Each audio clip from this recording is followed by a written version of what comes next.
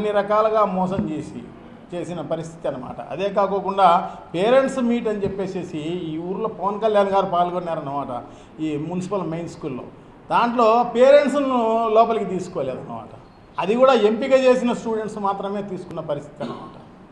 చూడండి, అంటే ఎంపిక చేసుకున్న స్టూడెంట్స్ అయితే వాళ్ళకి తగ్గట్టుగా మాట్లాడేవాళ్ళు, వాళ్ళకి తగ్గట్టుగా ఉండేటట్టుగా ప్లాన్ చేసిన పరిస్థితి అన్నమాట.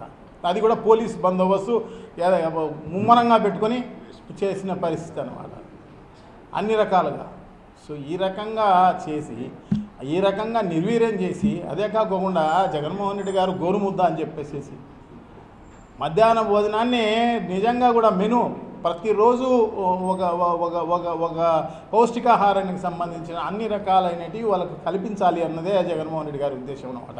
అది కల్పిస్తేనే వాళ్ళ బ్రెయిన్ ఇంప్రూవ్ అయ్యే కార్యక్రమం జరుగుతుంది అన్నమాట. ఎందుకంటే మామూలు ఇంట్లో ఒకవేళ ఫుడ్ ఉండవచ్చు, ఉండకపోవచ్చు, వాళ్ళకి తెలియకపోవచ్చు.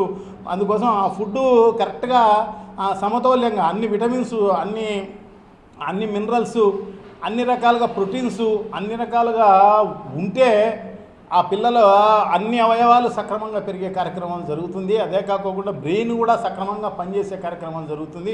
వాళ్ళకు మతికి కూడా ఉండే కార్యక్రమం జరుగుతుంది అన్నమాట. చదువుకునేది ఎక్కే కార్యక్రమం జరుగుతుంది అన్నమాట.